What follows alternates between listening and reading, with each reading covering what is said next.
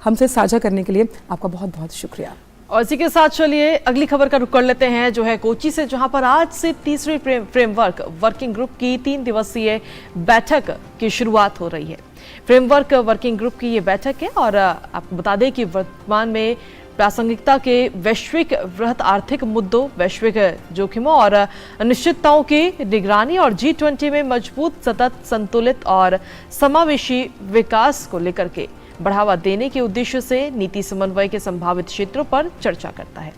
भारत और यूके इस कार्यकारी समूह की सह अध्यक्षता भी कर रहा है।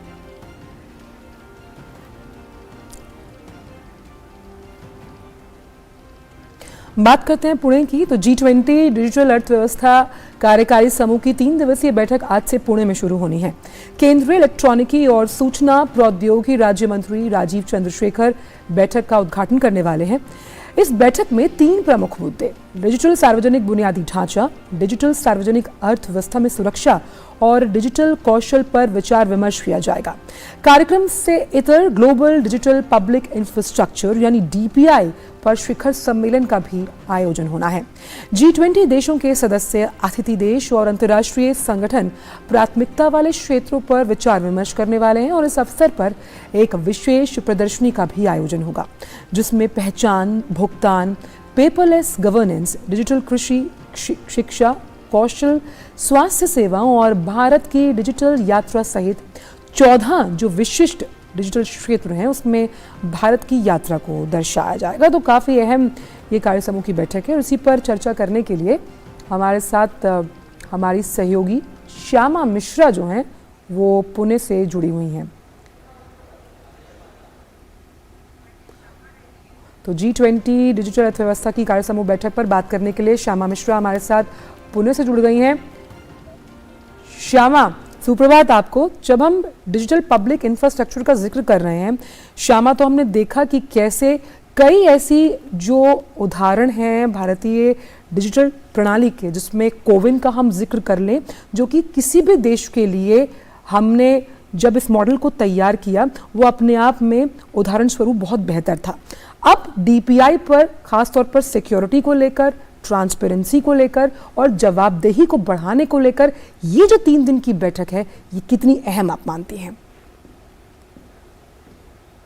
जी देखिए आंचल, जब हम बात करते हैं तीसरी बैठक की DEWG की, तो काफी अहम हो जाती है, इसलिए भी क्योंकि ये अब एक निर्णायक दौर की तरफ में पहुंच रहा है। जो कम्युनिके हम बात करते हैं वो ड्राफ्ट कम्युनिके की तरफ में ये बढ़ रहे हैं। अब तक तो कमेंटिंग हो रही थी, लेकिन अब ये ठोस एक तरीके से कम्युनिके बनना शुरू होगा यहाँ से।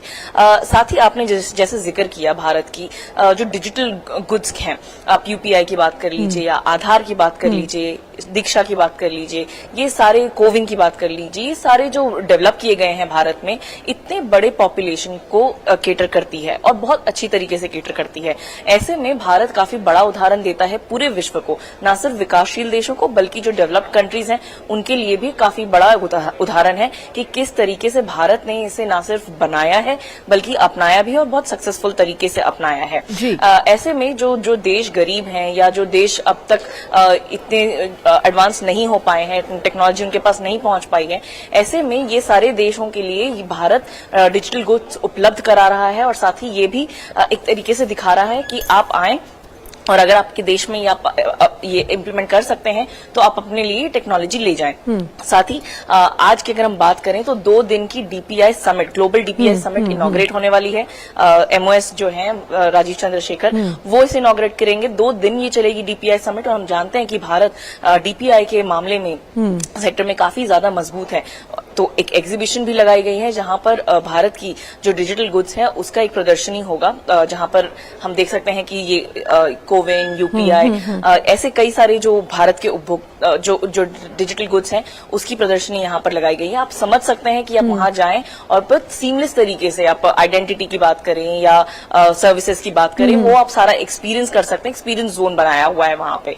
साथ ही जब हम बात करते हैं DEWG की, तो 3 प्रायोरिटी मुख्य जो टॉपिक्स हैं वो डिस्कशन होने वाले हैं।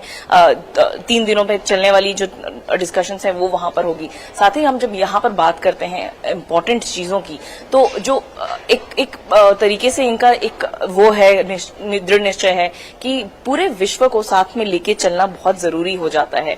भारत ने जितनी भी अच्छी चीजें डेवलप की हुई हैं टेक्नोलॉजी के मामले में या एआई के मामले में, ऐसे ही कई सारे अन्य देशों ने भी अपनी जो गुड्स हैं वो डेवलप की हुई है। एक लाइब्रेरी बनाना चाहते हैं यहाँ पर। एक एम ये है कि एक लाइब्रेरी बने, फ्रेमवर्क बने, ताकि कोई भी देश उसे रेफर कर सके और अपने यहाँ पर उसे इम्प्लीमेंट कर सके, और वो चाहे तो जिस तरीके से कस्टमाइज करना चाहे वैसे वो कर सकता है। इसके साथ ही भारत में स्किलिंग की बात करें तो भारत में स्किलिंग को लेके काफी कुछ हुआ है, काफी ज्यादा काम हुआ है। और यहाँ पर अगर हम बात करें तो मैन पावर काफी ज्यादा स्ट्रांग हो चुका है। कई सारे ऐसे देश हैं जहां पर मैन पावर या स्किल्ड जो मैन पावर है उसकी काफी ज्यादा कमी है और इसी वजह से वो विकास नहीं कर पाते हैं। ऐसे में मैन पावर या रिसोर्सेज की भी आदान प्रदान की बात यहाँ पर होगी। और साथ ही जो अंतिम प्रायोरिटी है वो है सिक्योरिटी। किस तरीके से आप अवेयरनेस क्रिएट करते हैं, क्योंकि हम टेक्नोलॉजी जिस तरीके से बढ़ती जाती है वैसे ही साइबर फ्रॉड्स का भी खतरा यहाँ पर बढ़ता है। सीनियर सिटीजन्स की बात कर लीजिए या जो जनरेशन अभी जिनके हाथ में फोन आया हुआ है, इंटरनेट अभी उन्होंने यूज करना शुरू किया हुआ है, ऐसे में वो काफी ज्यादा प्रोन हो जाते हैं कि आप ये लिंक क्लिक करिए। आप बहुत लुभावने लिंक्स बनाए जाते हैं, बहुत लुभावने ऑफर्स बनाए जाते हैं। आप उसके तहत में समझदार हो। इस चीजों के लिए भी पूरा विश्व कैसे साथ में आके एक फ्रेमवर्क बना सकता है, उस पर भी बातचीत होगी। बिल्कुल, साइबर सिक्योरिटी एक बहुत अहम मुद्दा है जिस पर चर्चा के साथ साथ एक हम मान सकते हैं प्रमुख तौर पर रोड मैप भी तैयार होना चाहिए, ताकि इस तरह जो फ्रॉड्स होते हैं या स्कैम्स होते हैं उस पर लगाम लगे। उम्मीद करते हैं कि 3 दिवसीय जो बैठक है उसमें बहुत कुछ निकलकर सामने आएगा। बहुत बहुत शुक्रिया श्यामा इन तमाम जानकारियों को हमसे साझा करने के लिए। और खबरों का सिलसिला यूं ही लगातार जारी है, लेकिन एक छोटे से ब्रेक के लिए रुकेंगे। आप देखते रहिए DD न्यूज़।